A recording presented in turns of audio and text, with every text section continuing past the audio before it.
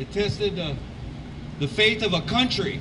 And we all came together on that day 9 years ago with a common bond. And 9 years later, that bond seems to have dwindled a little bit, you know? I lost my faith once, a long time ago. I lost my faith in January 1974. I was a good Catholic kid.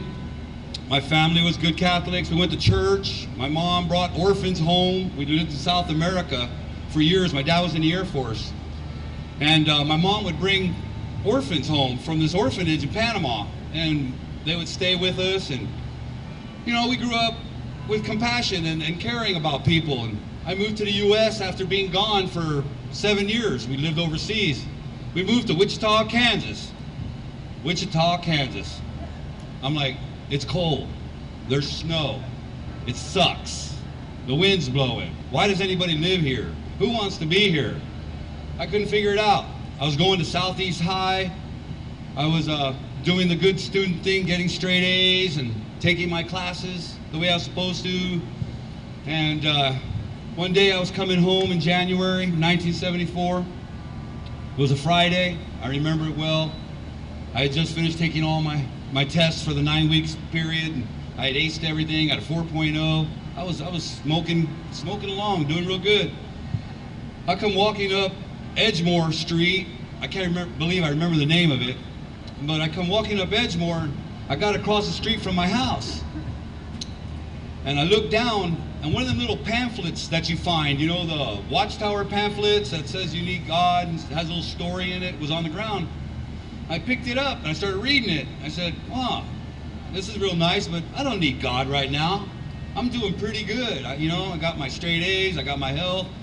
I'm doing all right without God. I was so wrong. I was so wrong, and I didn't know it yet. I looked across the street. I saw my garage door open. So I walked over to I thought, all right, garage door's open. I get to jump my mom's case because she left the door open and I got to shovel the snow, you know? I said, I never get to yell at mom, so here's my big chance. Went across the street to the house. I seen my dog, Lucky. He was a dog born in the jungles of Panama, been all over the world with us. Mean dog.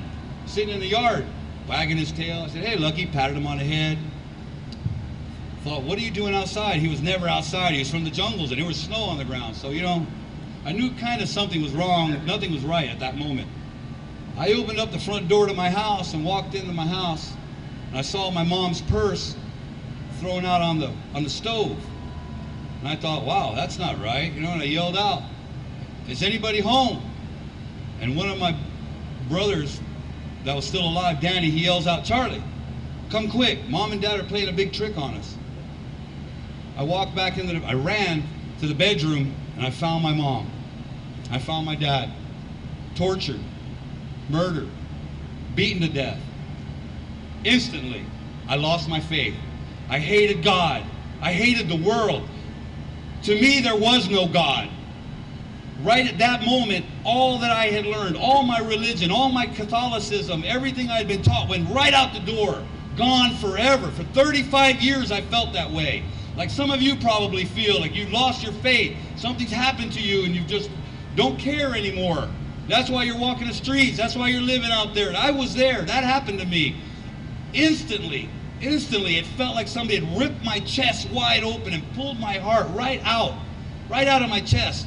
And that feeling of emptiness, that feeling of pain, that anguish, that anxiety, that suffering, it all stayed with me for 35 years. I let that burn me and make who I was. What had happened to my family became who I was. Black. Grief, pain, no faith. I didn't care about anything after that. I lost all hope. I lost all desire to care about anybody or believe in anything. All I thought about was violence and pain and suffering after that. I didn't care about people. And it stayed with me forever. And little by little, I got worse.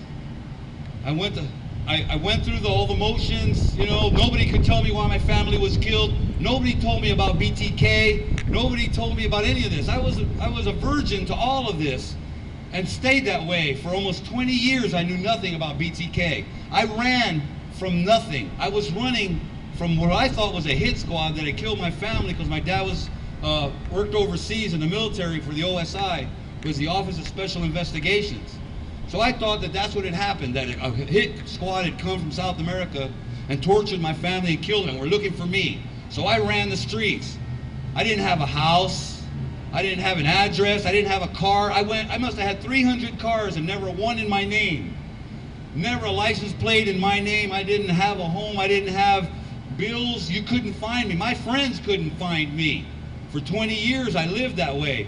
Under bridges and cars and dilapidated buses, shacks. I didn't care. I didn't want to be around people. I was antisocial. I was worse than antisocial. I looked hard at making trouble for people, causing pain, because that's what I had, pain, you know? And I didn't care about people. But there was somebody out there that cared about me no matter what. And that was God. And God was with me the whole time, and I didn't know it. I thought it was my grandmother's spirit, because my grandmother was a voodoo priestess, you know, and so I thought I had some black magic going my way. I had no desire to believe in anything besides what was in front of me right now. And God was with me that whole time and got me through all of that, but I didn't know it at the time. He came to me many, many times during that 35 years I was running crazy on the streets, and I didn't know it, or I didn't see it. I didn't want to believe it. He came to me over and over again, telling me that he's there, and all I had to do was believe.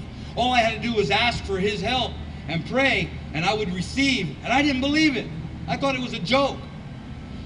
I would do things like I went to court one time. My wife at the time, she was bipolar manic depressive, so she was good, she was bad, she was good, she was bad. And one of the times she was good, she was helping out a church. And she asked me, says, "Charlie, will you fix this pastor's car?" I said, "She got any money?" And my wife said, "Yeah." I said, "Good, because I need to make some money. I got to pay some bills on Monday. I got to go to court." And she said, "Oh, she'll give you some money if you fix her car." So I fixed her car. And when the pastor gave me the money, she said, "So Charlie, what do you need the money for?" I said, "I got to go to court. I got to pay some fines, or I'm going to go to jail." She goes, "Well, I'll go to court with you." And I said, "Well, why do you want to do that, lady?" And she says, "Well, who's your judge?" And I told her the judge's name. She goes, "I know that judge." I said, "Oh, right. I got me a pastor, going to talk to the judge, going to smooth it out. I'll be drinking and drunk by 2 o'clock. You know? That's what I thought. That's what my opinion was. That's how I thought about her wanting to come and help me. So we went to court. We're in the courthouse. I get my paperwork from the clerk to go pay my fines. And I said, "So what courtroom am I in?" She goes, "Oh, you're in another courtroom because your judge is not here today." I thought, "Oh man, here we go. The judge isn't here." I looked at the pastor. I said, "Well, no reason for you to be here now." And the pastor said, No. I want to pray with you. We're going to go in the courthouse and we're going to pray in the courtroom." I thought, "Oh, lady, you embarrassed me." We went in the courtroom. We sat down in the chairs. She started praying for me. She said, "Lord, pray for Charlie. I'm praying for Charlie. Get these tickets dropped." And everybody in the town knew me. Half the people in town were in the courtroom because that's just how that kind of town.